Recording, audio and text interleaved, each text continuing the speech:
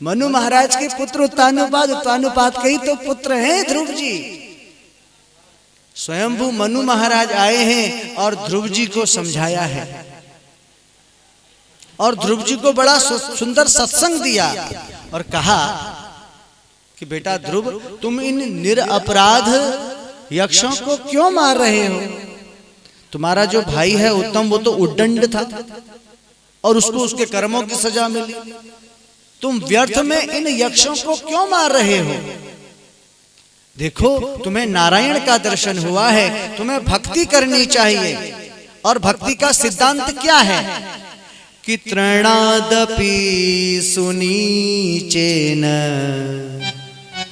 तरोरीव सहिष्णुना अमानिना मानदेन कीर्तनीय सदा हरि।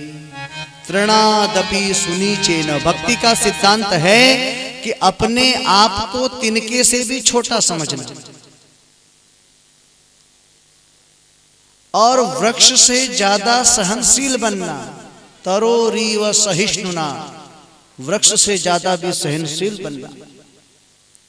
और स्वयं अपने सम्मान की कभी कामना नहीं करना, ध्यान देना। और दूसरे को हमेशा आदर देना। कीर्तन को जीवन का परम लक्ष्य बनावे और जो इस प्रकार का भाव रखता है उस मनुष्य का जीवन श्रेष्ठ बनता है। ध्यान दीजिए, तुम्हारा भ्राता जो था ये उद्दंड था, उसको सजा मिली, तुम इन निरपराध यक्षों को क्यों मारते हो? और बड़ा सुंदर उपदेश दिया है मनु महाराज ने। 12 श्लोकों में इसका वर्णन आता है भागवत जी में, लेकिन इतना समय है नहीं। और उपदेश देने के बाद ध्रुव जी महाराज वापस आ जाते हैं, अपने राजकाज संभालते हैं। और राजकाज संभालते हुए बहुत समय व्यतीत हो जाता है, बहुत समय। स्वयंभू मनु महाराज एक संत हैं। देखो संत का स्वभाव क्या है। एक बार एक नदी में एक संत स्नान कर रहे थे, तो स्नान करते करते हुए देखा कि उस नदी में एक बिच्छू होता है ना, वो बह रहा है। संत का हृदय है द्रवित हो गया। उन्होंने उस बिच्छू को पार करने के लिए, इसमें बह जाएगा, इसको मैं नदी के पार कर दूं, अपना हाथ आगे बढ़ाया और हाथ आगे बढ़ा करके बिच्छू को हाथ में लिया और ऐसे ही पार करने लगे। तो बिच्छू ने हाथ में काट दिया और जैसे काटा हाथ हिल गया और वो बिच्छू फिर नदी में गिर गया। संत ने फिर हाथ लगाया, फिर बिच्छू आया और पार लगाने लगे, फिर काट दिया, वो फिर गिर गया। बार बार ऐसा करते रहे संत जी। एक सज्जन दूर से देख रहे थे, बोले महाराज ये क्या कर रहे हो आप? बोले बार बार आपको काट दे रहा है, आप फिर भी इसको पार लगाने का प्रयास कर रहे हो, छोड़ दो ना इसको। तो संत ने एक बड़ी सुंदर बात कही। बोले महाराज एक बात बताओ। बोले इसका वजन कितना होगा? बोले 5 ग्राम 10 ग्राम, और मेरा वजन है 80 किलो। जब ये 10 ग्राम का होने के बाद भी अपने स्वभाव को नहीं छोड़ सकता, मैं 80 किलो का होने के बाद अपने स्वभाव को कैसे छोड़ूं? बोलो जय श्री कृष्ण। जब ये 5 ग्राम 10 ग्राम का होने के बाद अपने बिच्छू को पकड़ोगे काटेगा, वो उसका स्वभाव है, उसका स्वभाव है काटना। और संत का स्वभाव पार लगाना है साहब, वो तो पार लगाएगा। तो ऐसे ही संत बड़े दिव्य हुए हैं इस भारत की भूमि में, दिव्य से दिव्य संत। और संतों की गरिमामय उपस्थिति या गरिमामय आशीर्वाद कहिए या गरिमामय वचन कहिए या उनके द्वारा संत समागम कहिए, उसी के द्वारा आज पृथ्वी में धर्म कर्म की पताका है साहब। और ये स्वयंभू मनु महाराज परम संत है।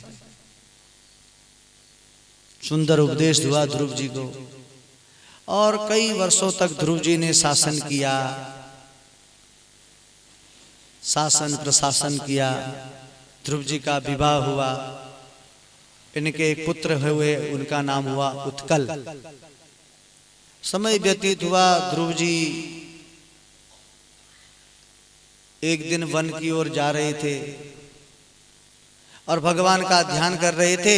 इतने में देखा ध्रुव जी के साथ में, ध्रुव जी के पास में वैकुंठ से एक विमान आ रहा है, उसमें भगवान के दो पार्षद बैठे हुए हैं।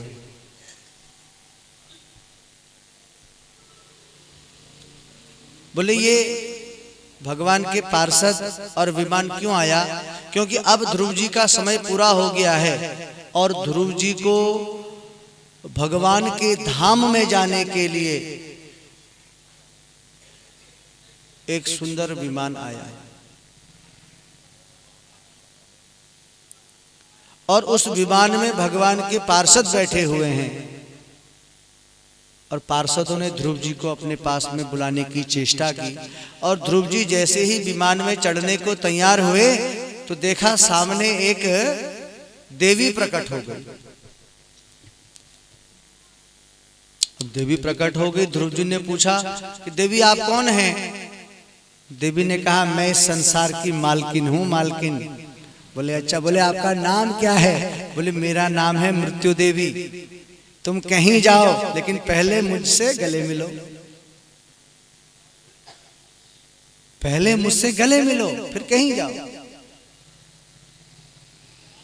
अब भगवान के धाम में ध्रुव जी जाने को तैयार हैं, लेकिन मृत्यु को पहले गले लगाना है, अर्थात पहले मरना पड़ेगा फिर धाम में जाना पड़ेगा। इधर भगवान के पार्षदों ने ध्रुव को इशारा किया और ध्रुव जी महाराज ने मृत्यु देवी को इशारा किया और जैसे ही मृत्यु देवी झुकी और एक पैर रखा ध्रुव जी ने सिर में और विमान में बैठ करके बैकुंठ को चले गए। बोलिए आनंद कंद भगवान की। तो सुखदेव जी महाराज कहते हैं कि मृत्यो मूर्धिनम पदम दत्वा आरुरोहाद्भुतम ग्रहम। मृत्यु देवी के सिर पर चरण रखकर ध्रुव जी विमान में बैठ गए। बेचारी मृत्यु टुकुर टुकुर देखती रह गई। ध्रुव जी ने मृत्यु पर विजय प्राप्त की, मृत्यु पर विजय प्राप्त की। ध्रुव जी आज भी हैं, दिखाई देते हैं ना कभी कभी ध्रुव तारा, आज भी है। साक्षी उसी का दिया जाता है जब विवाह होता है, ध्यान देना। ध्रुव तारा वो अटल है, निश्चय है। तो मृत्यु पर विजय प्राप्त की ध्रुव जी ने, किसकी कृपा से? ये सब सत्संग की कृपा से। किसकी कृपा से? बोले नारद जी की कृपा से। नारद की कृपा से सद्भाव ध्रुव के मन में आया और नारद की कृपा से स्वयंभू मनु का सत्संग मिला। और ये जो सत्संग है बड़ा दुर्लभ है और ये सत्संग मिलता है संतों की कृपा से। इसलिए एक संत ने बड़ी सुंदर 4 लाइन लिखी हैं कि संतों का साथ करना चाहिए। और कैसे करना चाहिए? संतन के संग लाग रे तेरी अच्छी बनेगी। संतन के संग लाग रे तेरी अच्छी बनेगी। संतन के संग लाग रे तेरी अच्छी बनेगी। अच्छी बनेगी तेरी किस्मत सजेगी। अच्छी बनेगी तेरी बिगड़ी बनेगी। अच्छी बनेगी तेरी बिगड़ी बनेगी। अच्छी बनेगी तेरी बिगड़ी बनेगी। संतन के संगे लाग रे तेरी अच्छी बनेगी। संतन के संगे लाग रे तेरी अच्छी बनेगी।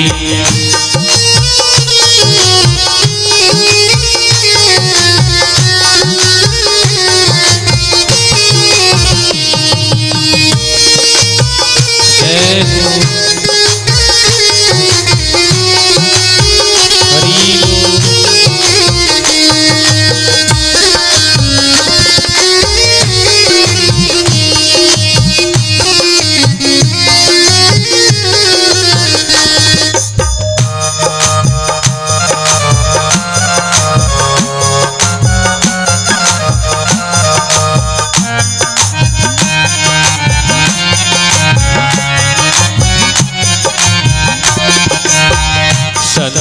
के संग पुण्य कमाई, संतन के संग पुण्य कमाई, संतन के संग पुण्य कमाई, संतन के संग पुण्य कमाई। होय बड़ो तेरो भाग्य रे, जय हो। होय बड़ो तेरो भाग्य रे, तेरी अच्छी बनेगी। होय बड़ो तेरो भाग्य रे, तेरी अच्छी बनेगी। संतन के संग लाग रे, तेरी अच्छी बनेगी।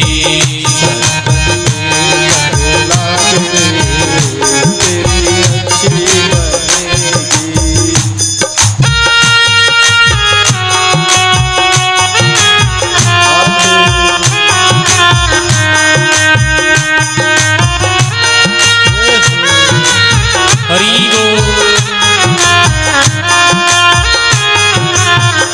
जय हो।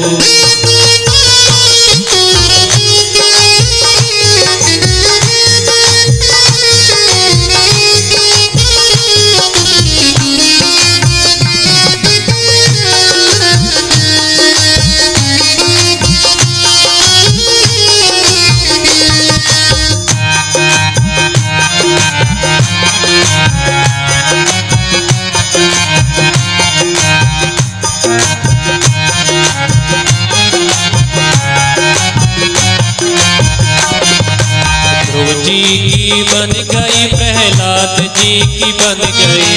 ध्रुव जी की बन गई, प्रहलाद जी की बन गई। ध्रुव जी की बन गई, प्रहलाद जी की बन गई। ध्रुव जी की बन गई, प्रहलाद जी की बन गई। सबरी को जागी गयो भागे, तेरी अच्छी बनेगी। जाग गयो भाग रे, तेरी अच्छी बनेगी। संतन के संग लाग रे, तेरी अच्छी बनेगी। संतन के संग लाग रे, तेरी अच्छी बनेगी। अच्छी बनेगी तेरी किस्मत सजेगी, अच्छी बनेगी तेरी किस्मत लगेगी।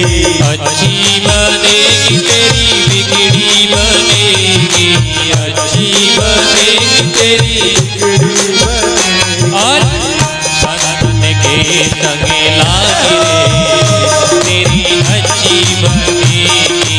संतन के संग लाग रे, तेरी अच्छी बनेगी। संतन के संग लाग रे, तेरी अच्छी बनेगी। संतन के संग लाग रे, तेरी अच्छी बनेगी। बोलिए आनंद कंद भगवान की। अत्यधिक रूपवान होना, यौवन, अत्यधिक संपत्ति और किसी बड़ी सत्ता का मिल जाना, ये चार चीजों में से एक चीज भी यदि वह व्यक्ति के पास है और विवेक नहीं है तो वह अनर्थ करे बिना नहीं रह सकता। बोलो जय श्री कृष्ण। चार चीजें हैं, एक चीज भी है, चार चीज भी हैं, लेकिन विवेक है तो अर्थ ही रहेगा। लेकिन इन चार चीजों में से अगर एक चीज भी है और विवेक नाम की चीज नहीं है, विवेक नहीं है, तो अनर्थ करे बिना नहीं रह सकता। अंग के पुत्र हुए हैं आगे वेन। अब वेन बहुत बड़े सम्राट हैं, लेकिन बहुत बड़ी संपत्ति है, बहुत बड़ी सत्ता है, लेकिन एक गलती हो गई महाराज।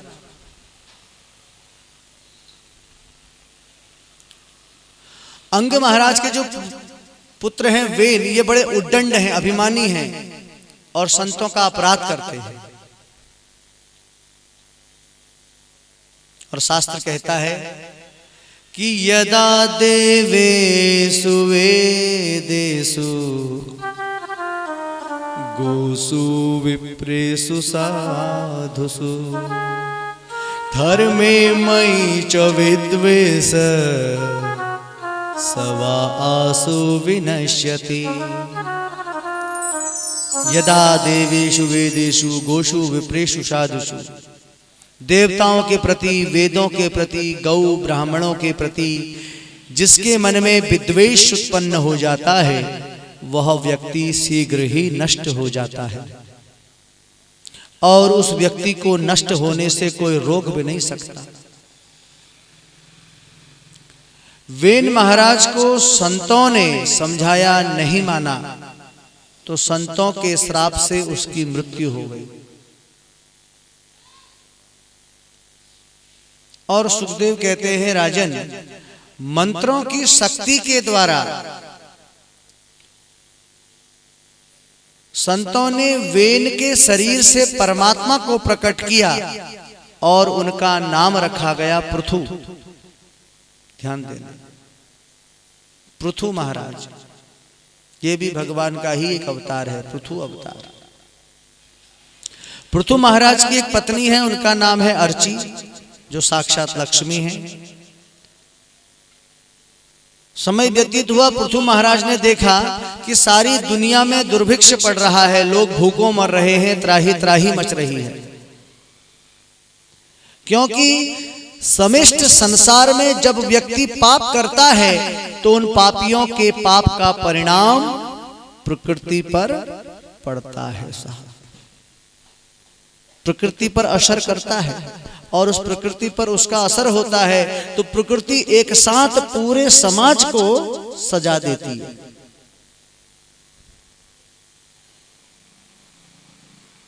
अब ये वेन ने तो बहुत सारे पाप किए, अब इसका प्रतिफल, पाप कर्म का जो फल है वो तो मिलेगा ही मिलेगा, दुर्भिक्ष तो पड़ेगा ही पड़ेगा। पृथु महाराज को थोड़ा क्रोध आया और वो पृथ्वी को मारने के लिए दौड़े। पृथ्वी ने एक गाय का रूप बना लिया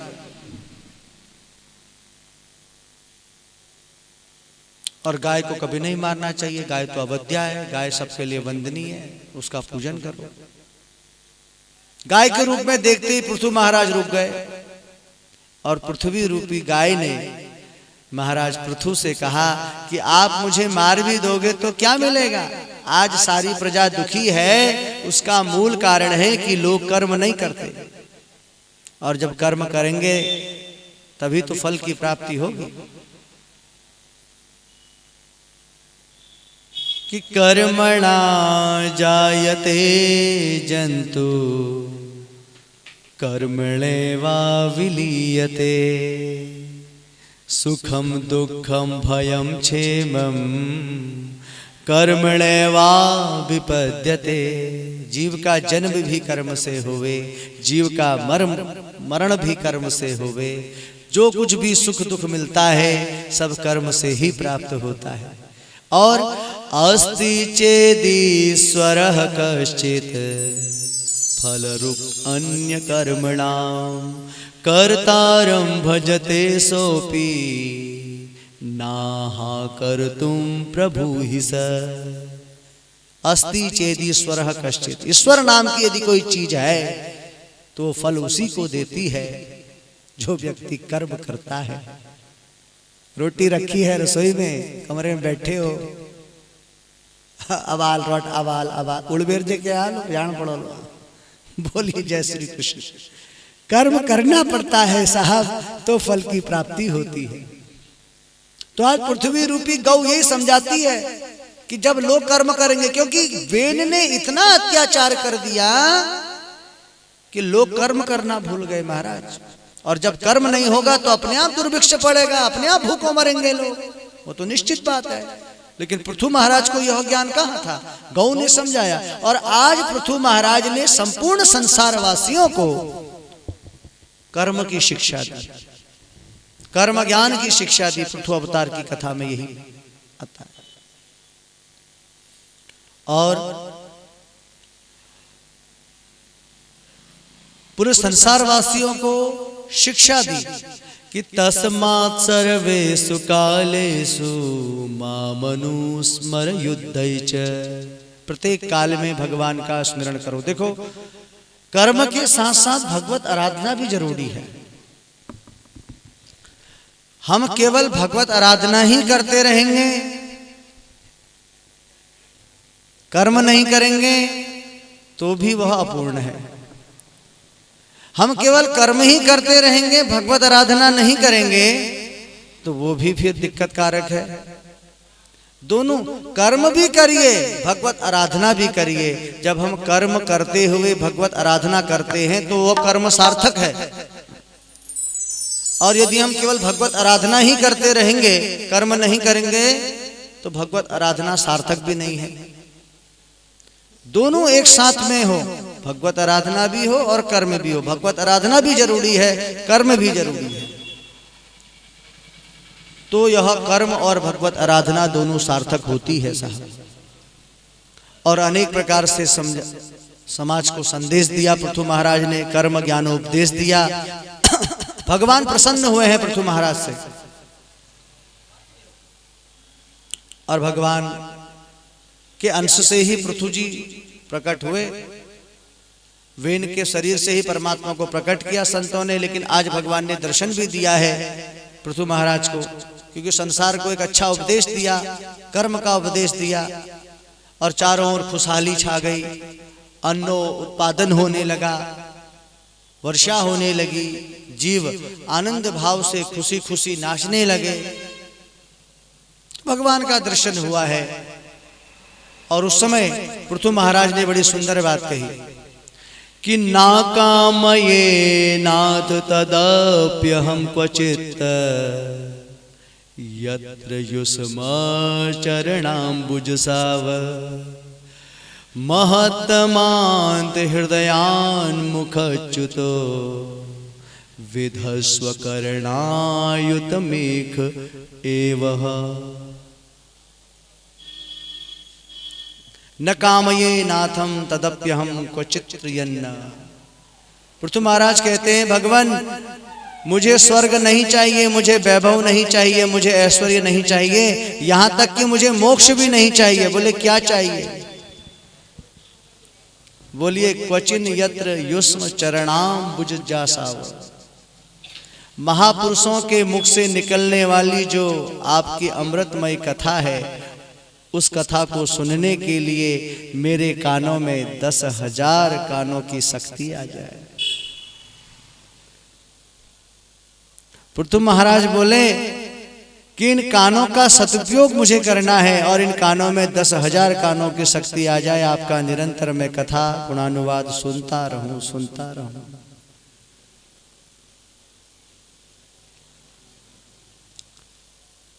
और ये वाणी से निरंतर आपका कीर्तन होता रहे। पृथु महाराज कहते हैं कि भगवान सत्संग में मेरी रुचि बढ़े और मैं कभी नहीं अघाऊं। जो लोग कह देते हैं ना कि हाँ जी अब हगो बहुत हगो हो, अब के करना जब पोरू सुन रखे। तो पृथु महाराज यही बात कह रहे हैं कि आपके सत्संग में मेरी रुचि बढ़े, मैं कभी भी अघाऊं नहीं, और कानों में 10,000 कानों की शक्ति आ जाए, निरंतर आपकी कथा का गुणानुवाद सुनता रहूं। क्योंकि जो सुनने में आनंद है, जो हरि कथा को सुनने में आनंद है महाराज, वो हृदय में एक आनंद की अनुभूति होती है। और सुखदेव कहते हैं, राजन प्रभु ने उन्हें पृथु महाराज को दिव्य भक्ति का वर दिया। समय व्यतीत हुआ, इंद्र ने भी अपनी पुत्री का विवाह पृथु से कर दिया और एक सुंदर विद्या सिखाई। उस विद्या का नाम रखा अंतर्ध्यान। और अंतर्ध्यान विद्या से महाराज पृथु को बड़ा आनंद हुआ। पृथु महाराज के पुत्र के साथ इंद्र की पुत्री का विवाह हुआ और उनसे एक पुत्र हुआ अंतर्ध्यान। और पृथु महाराज के यज्ञ मंडप में सनत कुमार पहुंचे हैं और उन्होंने बड़ी सुंदर शिक्षा दी। धीरे धीरे समय व्यतीत हुआ। वर्णन आता है कि अंतर्ध्यान के बेटा हुए हविर्ध्यान और हविर्ध्यान के पुत्र हुए प्राचीन ब्रही। ध्यान देना। ये प्राचीन बही नाम का जो राजा है, ये भी बिल्कुल अपने पूर्वज की तरह, वेन की तरह, जिस प्रकार से वेन उद्दंड थे ना, उसी प्रकार से कि जो प्राचीन बही है ये भी बड़ा उद्दंड है। शास्त्र कहते हैं कि इतिहास पुराण आदि वेद शास्त्र विधि बिना हम कोई भी धर्म कार्य करें तो शास्त्र सम्मत करना चाहिए, शास्त्र के विरुद्ध नहीं करना चाहिए। शास्त्र के विरुद्ध किए जाने वाला कोई भी कार्य अनैतिक होता है। कभी कभी हम यज्ञ करते हैं, यज्ञ करने के बाद भी उसका फल नहीं मिलता। देखो यज्ञ क्या है? केवल एक आहुति प्रदान करना ही यज्ञ नहीं है। यज्ञ की कई शाखाएं हैं। ये जो यहां पर चल रहा है ये भी एक ज्ञान यज्ञ है साहब, ज्ञान यज्ञ में ज्ञानार्जन होता है, कोई अच्छी बातें सीखने को मिलती हैं, ये भी एक यज्ञ है। आप सेवा कर रहे हो वो भी एक यज्ञ है, ध्यान देना। आप परिश्रम कर रहे हो, किसी की मदद कर रहे हो, वो भी एक यज्ञ है।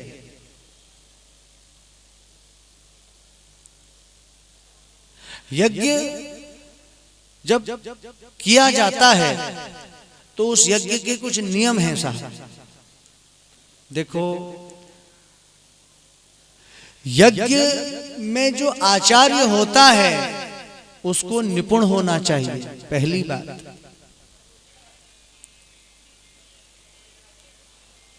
क्योंकि जो यज्ञाचार्य होता है, यज्ञाचार्य की बड़ी दिव्य भूमिका होती है महाराज। एक यज्ञ में आचार्य और ब्रह्मा की बड़ी दिव्य भूमिका होती है।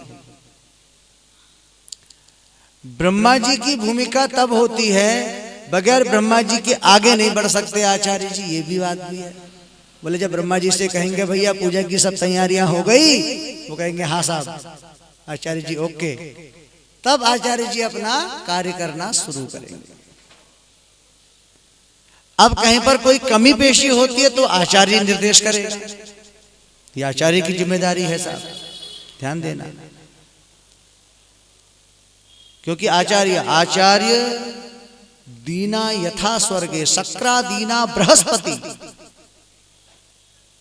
वो गुरु है साहब आचार्य। और यथा चतुर्मुखो ब्रह्मा, ब्रह्मा जी 4 मुख हैं, उनको देखेंगे यहां भी वहां भी वहां भी, 4 दिशाओं में देखते रहेंगे। क्योंकि ये यज्ञ है, कहां से कहां पर क्या समान है, कहां पर क्या है, कोई आ तो नहीं रहा, कोई राक्षस तो नहीं है, कई चीजें हैं यज्ञ में। जब यज्ञ में आहुति इत्यादि प्रदान की जाती है तो उस समय भी हमारे शास्त्र कहते हैं कि यज्ञ का जो कुंड है, लेकिन अब कई जगह ऐसा हमको देखने को मिल रहा है, वो कई जगह वो आ गया आजकल, वो क्या बोलते हैं कुंडा जैसा कई जगह देखने को मिलता है। ठीक है, डेली होम आप करिए, किसी की भावना को ठेस पहुंचाने का अवसर नहीं। यज्ञ में गोमयोदकेन लिखा है, गोबर से पहले यज्ञ मंडप की पूरी शुद्धि की जाती है, गोबर मिट्टी उसकी लिपाई की जाती है, यज्ञ मंडप की पूरी पूजा होती है। क्योंकि वो यज्ञ मंडप में देवताओं का आवाहन होता है, कुंड बनाया जाता है जिसमें ब्रह्मा जी का आवाहन, विष्णु जी का, रुद्र जी का, देवी का पूजन किया जाता है। और यज्ञ में जब आहुति पड़े तो उसका भी प्रमाण है।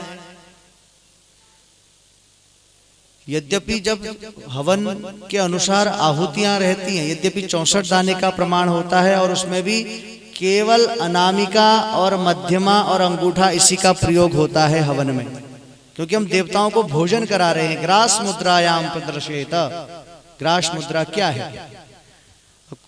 अब कोई लोग इसी पकड़ भी इसी कितनी ऐसे नहीं पड़ता हवन, प्रेम से जैसे भोजन कराते हैं ना एक बालक को, वैसे ही हवन किया जाता है। और हवन के समय स्वाहाकार बोलना बहुत जरूरी होता है, क्योंकि स्वाहाकार जब हम स्वाहा कहते हैं जोर से, तब देवता उस हव्य को स्वीकार करते हैं, और उसकी जब पूर्णता हो जाती है उसके बाद सांगता बहुत जरूरी है। दक्षिणा कुछ भी हो, एक सिक्का हो, वो जरूर देनी चाहिए विप्रों को, तब वो यज्ञ की पूर्णता होती है। क्योंकि यज्ञ की दो पत्नियां हैं, एक स्वाहा और एक दक्षिणा।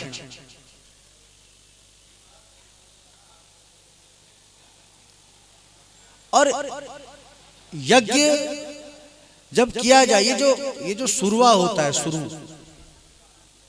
इसका भी प्रमाण है। सुरवे का प्रमाण बताया। इस सुरवे में कितने देवता रहते हैं? सुरवे में देवता भी तो रहते हैं। इसमें 6 देवता रहते हैं, 6 देवताओं का निवास। कि अग्नि सोमम तथा सूर्य रुद्रश्चैव प्रजापति षडो तु यमो देवो सुरवे तिष्ठन्ति सर्वदा। ये 6 देव रहते हैं, और इन 6 देवताओं का स्थान सुरवे में चतुरंगुल चतुरंगुल चतुरंगुल पर रहता है। जो सुरवे का गर्भ है, वहां से 4 अंगुल पर अग्नि रहती है, उसके 4 अंगुल पर सोम रहते हैं।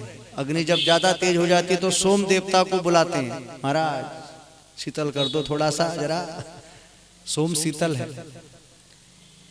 फिर रुद्र रहते हैं, और उसके 4 अंगुल पर प्रजापति, और जहां से प्रजापति रहते हैं वहां पर ही सूर्य को पकड़ना चाहिए।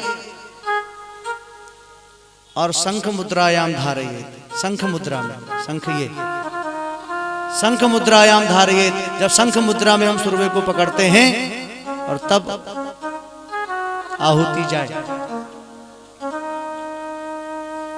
और इसके अलावा कि अविदित्वा तु यो अग्नि होमम ये अविक्षणम न हुतः न च संस्कारो न पथकर्म फलम लभेत। अविदित्वा तु यो अग्नि होमम ये, जो बिना अग्नि के नाम को जाने हुए होम करते हैं, हवन करते हैं, न होतः न च संस्कारो, उसका कोई फल प्राप्त नहीं होगा। न पथ कर्म फलम लभेत, न उसके फल की कोई प्राप्ति होगी। 39 नाम हैं अग्नियों के, ध्यान देना। 39 प्रकार की अग्नि होती है। तो यज्ञ के कुछ नियम हैं, लेकिन ये जो प्राचीन वही है, ये यज्ञ तो करता है लेकिन बगैर नियम के।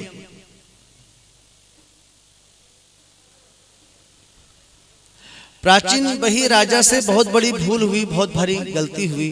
ध्रुव जैसे महापुरुषों के वंश में जन्म लेकर के यह राजा बह गए। यज्ञ पे यज्ञ करते हैं, लेकिन उन्हीं यज्ञों में प्राचीन वही राजा जीवों की हत्या कर देते हैं। अपने यज्ञों में प्राचीन वही राजा ने न जाने कितने घोड़ों की बलि दी, कितने बकरों की बलि दी। देखो, बलि जो है, कोई देव ऐसा नहीं है जो किसी की बलि लेता हो, क्योंकि प्रत्येक जीव में परमात्मा निवास करता है। साहब ध्यान देना, ये बलि प्रथा बिल्कुल बंद होनी चाहिए। हम डॉक्टर के पास जाते हैं, एक इंजेक्शन यदि वो हमें लगाता है, कितनी पीड़ा होती है। सोचो, जो चीज हम स्वयं पसंद नहीं करते, प्रयास करो कि वह चीज हम दूसरों को भी ना कहें, ना दें, ना करें।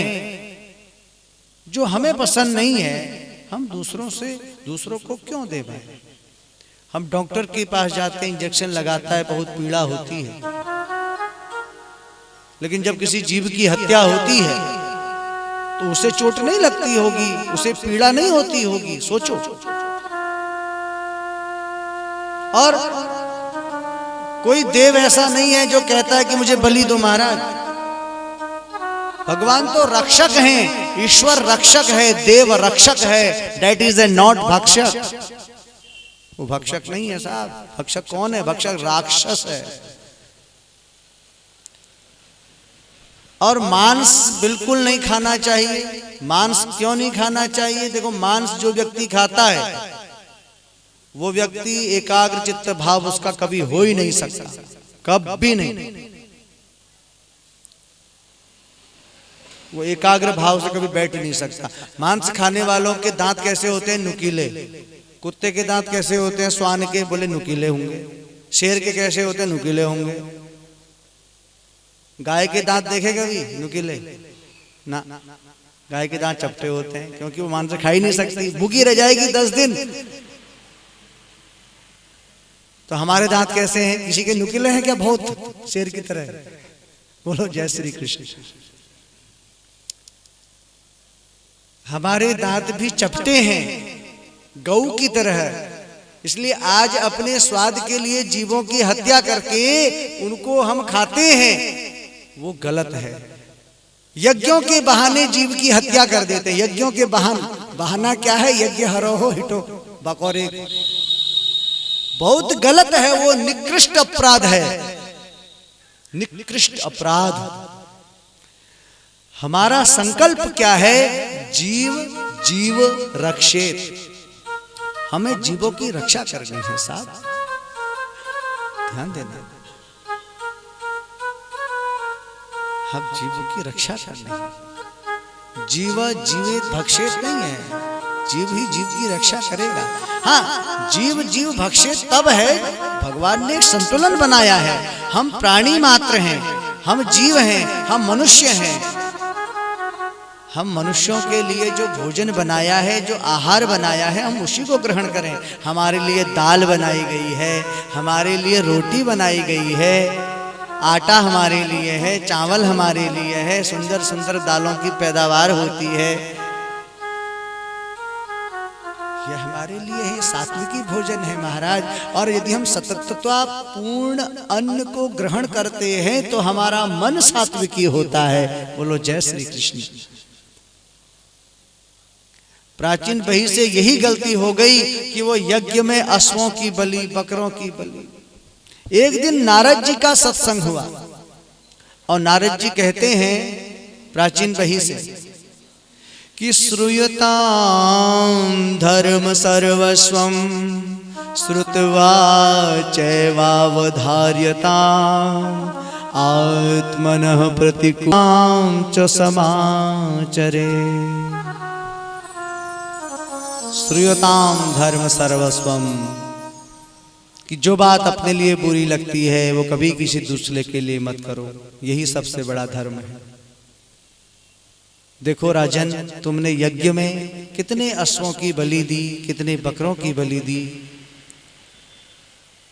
तुम थोड़ा बाहर आओ। और जैसे ही प्राचीन बही को नारद जी महल से बाहर ले गए ना, और कहा प्राचीन बही से कि आकाश की ओर देखो, और जैसे ही आकाश की ओर देखा तो जितने घोड़े, जितने बकरों की बलि दी थी उसने, वो सब देख रहे हैं उसको ऐसे।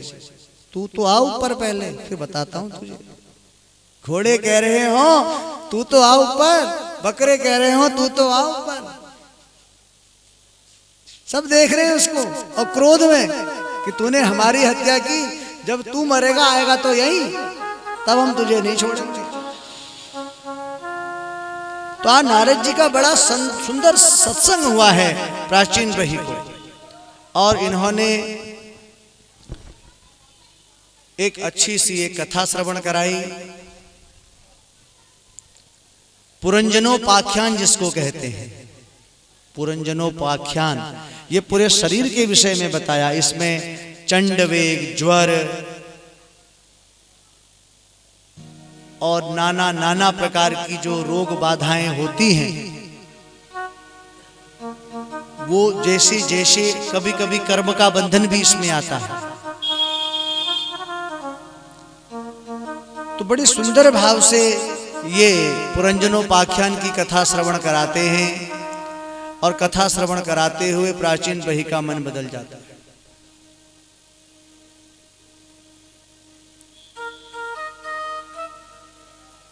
और नारद जी प्राचीन बही से कहते हैं कि अपने शरीर के लिए तुम इतने बड़े बड़े अत्याचार कर लेते हो, जीवों की हत्या कर लेते हो, ये ठीक नहीं है। प्राचीन बही का मन बदल गया साहब, और उसी समय उसने त्याग किया और चला गया वन की ओर। कि प्रत्येक परिस्थिति में परमात्मा को याद करो। परमात्मा ने जो शरीर दिया है केवल विषयों को भोगने के लिए नहीं मिला, ये शरीर मिला है गोविंद के चिंतन के लिए, गोविंद को याद करने के लिए।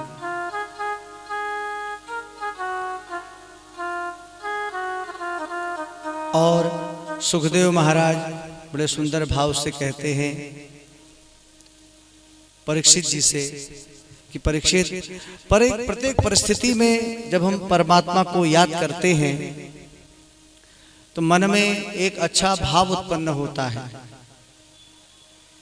और अच्छा भाव जहां उत्पन्न होता है तो वहां कृष्ण दर्शन हमारे हृदय में होता है, परमात्मा का दर्शन होता है। जब परमात्मा का दर्शन, हृदयानुभूति होगी तो निश्चित बात है कि मन में सद्विचार आएंगे ही आएंगे। इसी क्रम में आगे बढ़ते हुए सुखदेव कहते हैं, राजन उत्तानुपाद का तो वंश ये हुआ, इसके एक भाई और हैं, उनका नाम है प्रियव्रत। प्रियव्रत का अर्थ होता है प्रियव्रत, प्रिय माने अच्छा, व्रत माने संकल्प, जिसने जीवन में सुंदर संकल्प लिया हो।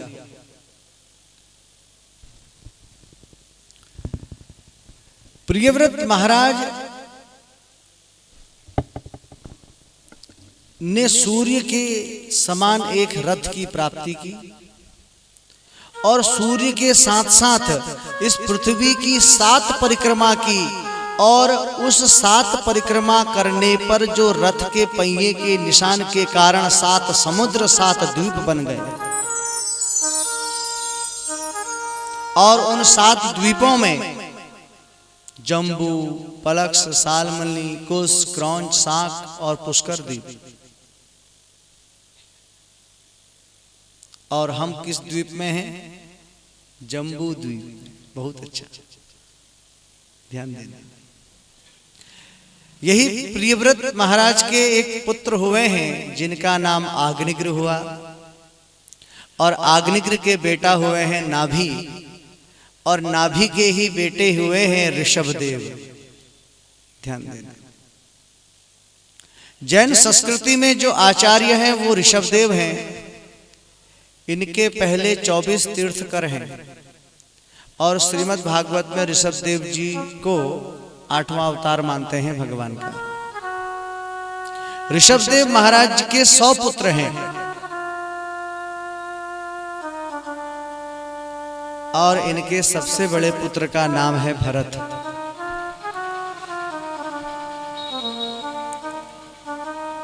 और पूरे पृथ्वी के सम्राट हैं ऋषभदेव, ऐसा वर्णन आता है। 100 पुत्र हैं, सबसे बड़े पुत्र का नाम है भरत। ध्यान देना। और बड़ा सुंदर राजकाज है ऋषभदेव महाराज का। कभी कभी ऋषभदेव महाराज अपने बच्चों को बड़ी सुंदर शिक्षा देते हैं। आज ऋषभदेव ने अपने सभी बच्चों को बुलाया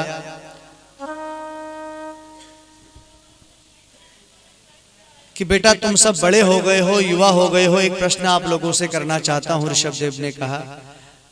बड़े पुत्र भरत जी ने कहा, कहिए पिताजी। राजा ने पूछा, तुम्हें यह शरीर क्यों मिला है?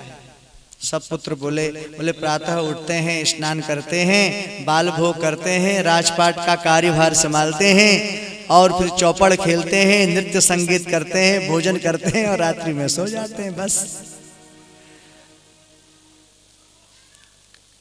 ऋषभदेव ने बड़ी सुंदर शिक्षा दी कि नायम देहो देह भांजाम्रलोके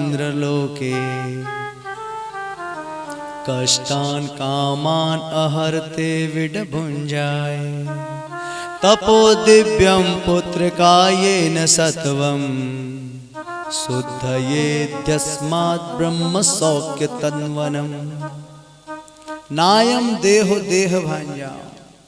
बेटा ये शरीर तुम्हें केवल खाने पीने और सोने के लिए नहीं मिला है, बल्कि इस शरीर से हमें तपस्या करनी चाहिए। इस शरीर से हमें महापुरुषों का साथ करना चाहिए और प्रातः जल्दी उठकर स्नान ध्यान करके परमात्मा का भजन करना चाहिए। 3 बातें गृहस्थियों को हमेशा याद रखनी चाहिए साहब, हमेशा। सबसे पहली बात है कि जब भी हम घर बनाएं उसमें जो सबसे सुंदर उत्तम स्थान हो वहां पर मंदिर जरूर बनाओ। और मंदिर में मूर्ति है ये कभी मत सोचो। मंदिर में साक्षात मेरा गोविंद मेरा कृष्ण बैठा है ऐसा भाव लो, प्रत्यक्ष। और घर में जो कोई भी भोजन बनाओ सबसे पहले भगवान को भोग निकालो, भोग दो, चाहे अग्नि को दे दो। ये 3 कार्य व्यक्ति को हमेशा करना चाहिए।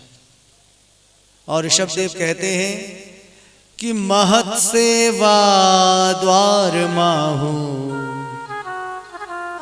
विमुक्ते तमो द्वारम योगिना संगी संगमम महांतस्ते समचित्ताः प्रशांता विमन्ययवः सुहृदय साधवोय। महत् सेवा द्वार माहो, महापुरुषों की सेवा करना ये मुक्ति का द्वार है। संतों की सेवा करना, गुरुजनों के चरणों में वंदन करना ये मुक्ति के पथ का द्वार है। और अनेक अनेक प्रकार के उपदेश दिए। और ऋषभदेव महाराज अपने पुत्र, उसी समय जो उपदेश इन्होंने दिया उसी समय 90 पुत्र तो उसी समय विरक्त हो गए ऋषभदेव महाराज के, और अपने बड़े पुत्र भरत का राज्याभिषेक किया। और अभिषेक करते हुए ऋषभदेव भी चले गए भगवान नारायण की तपस्या करने के लिए। और इधर भरत जी महाराज राजकाज संभालने लगे। समय व्यतीत हुआ, भरत जी का विवाह हुआ, इनके 4 पुत्र हुए। बड़े बेटे का नाम सुमति। एक दिन मन में विचार किया भरत जी महाराज ने कि मेरे पिता का जीवन कितना बड़ा आदर्श था, कितना बड़ा आदर्श। और एक मैं संसार में पड़ा हूं, अब मुझे भी तैयारी करनी चाहिए। और भरत जी महाराज ने अपने पुत्र सुमति का राज्याभिषेक किया। और राज्याभिषेक करते हुए अपने वन की ओर चले गए और मन में संकल्प ले लिया कि मैं रोज 400 माला ओम नमो भगवते वासुदेवाय की जपूंगा। और कहां पहुंचे हैं भरत जी महाराज? ये पहुंचे हैं दामोदर कुंड। ये दामोदर कुंड जो है ये चीन और नेपाल के बीच में पड़ता है। एक स्थान है, जब इधर से जाते हैं बोले गोरखपुर से नेपाल की ओर, तो नेपाल की ओर जाने से काठमांडू से पहले एक जगह पड़ती है मुगलिंग, उसमें त्रिशूली नदी पड़ती है। और त्रिशूली नदी के पार उधर जाते हैं जब चीन की बॉर्डर की ओर, तो एक स्थान पड़ता है मुक्ति धाम। बहुत दूर है वो, उसमें करीबन 120 किलोमीटर पैदल जाना होता है। और मुक्ति धाम से लगभग 85 किलोमीटर दूर चीन और नेपाल के मध्य में एक कुंड है जिसको कहते हैं दामोदर कुंड। शालिग्राम नेपाल में बहुत अच्छे मिलते हैं, वो दामोदर कुंड से ही लाते हैं। गंडकी नदी में शालिग्राम पाए जाते हैं।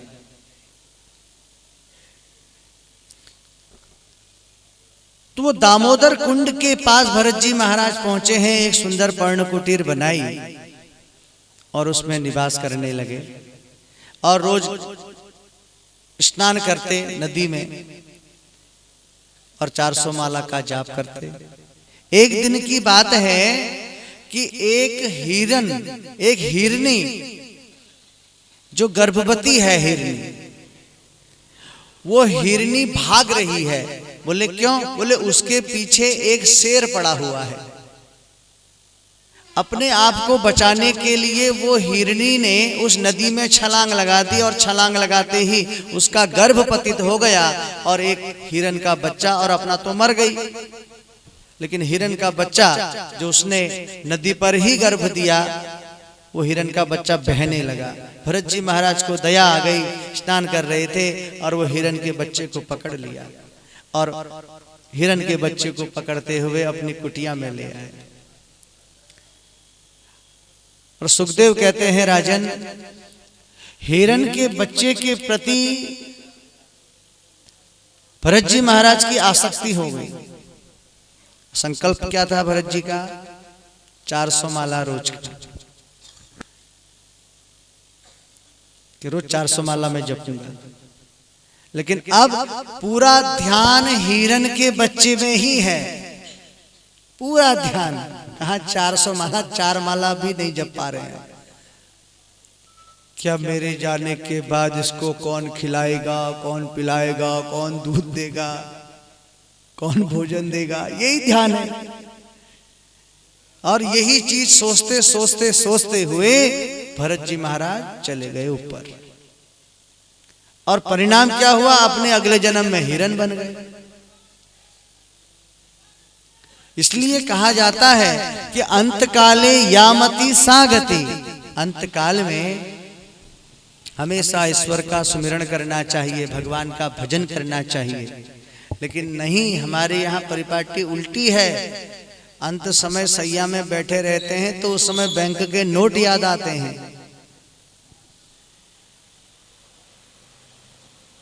अंतकाले यामति सागति, अंतकाल में भजन, भगवान का भजन करना चाहिए, निरंतर सुमिरन करना चाहिए। और जिस कारण आज भरत जी महाराज हिरन के विषय में सोच रहे हैं और मृत्यु हो गई, अगले जन्म में हिरन बनना पड़ा। अपने पूर्व जन्म की बात याद है कि अरे मैं तो कहाँ मुक्ति के लिए आया था, संकल्प 400 माला का था, हिरन के बच्चे में आसक्ति हो गई, आज परमात्मा ने फिर मुझे हिरन बना दिया।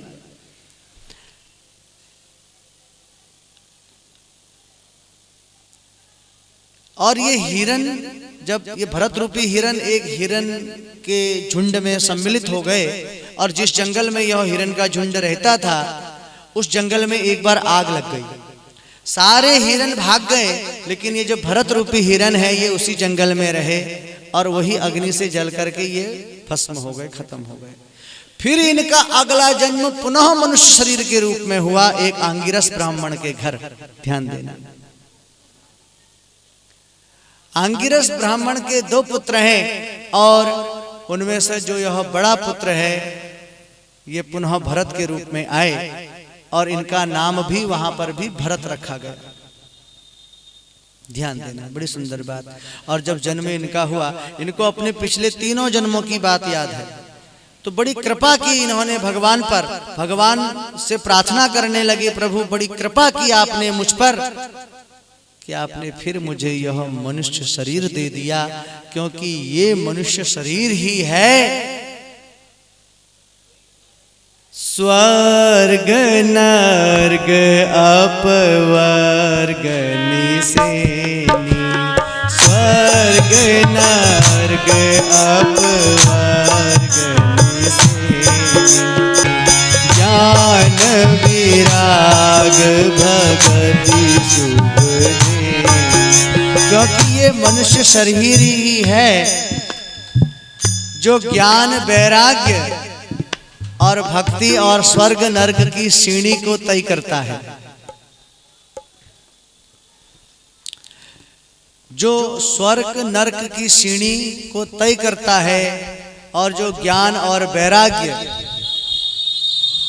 ज्ञान वैराग्य भक्ति को जो बढ़ाने वाला है, वो यही मनुष्य शरीर है दिया। लेकिन अब मैं इस मनुष्य शरीर को व्यर्थ नहीं गवाऊंगा, ये पक्की बात है, संकल्प कर लिया कि अब ये मनुष्य शरीर को मैं व्यर्थ नहीं गवाऊंगा, क्योंकि बड़े भाग मानुष तन पावा, बड़े भाग मानुष सुर सब गंधन दुर्लभ गावा। बड़े भाग्य से यह मनुष्य शरीर मिला हुआ है साहब, और इस मनुष्य शरीर को व्यर्थ मत गवाओ। मनुष्य शरीर को व्यर्थ नहीं गंवाना चाहिए, क्योंकि ये मनुष्य शरीर परमात्मा की कृपा से प्राप्त होता है। जब हम सत्कर्म करते हैं 84 लाख योनियों में से एक योनि मनुष्य शरीर की प्राप्त होती है। अब मैं यह मनुष्य शरीर को व्यर्थ नहीं गवाऊंगा। धीरे धीरे बड़े हो गए भरत जी महाराज, लेकिन मन में केवल सुमिरन, किसी से बोलते नहीं हैं। धीरे बड़े हुए, चौड़ा वक्ष स्थल है।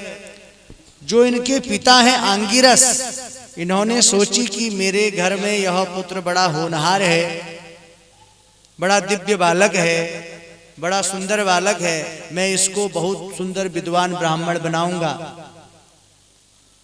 तो आज अंगिरस जी जब सुबेरे कहीं कार्य को गए तो अपने बेटे से कहा, देखो भरत बेटा, आज तुम गायत्री मंत्र याद कर लेना और मैं शाम को आके सुनूंगा।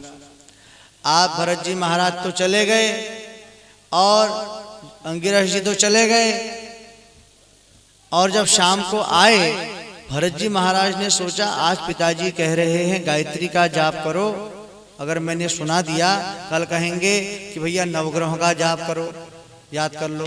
परसों कहेंगे सत्यनारायण की कथा सीख लो, परसों कहेंगे शादी कराना सीख लो, नरसों कहेंगे नामकरण कराना सीख लो, फिर कहेंगे महाराज कोई पूजा कराना सीख लो।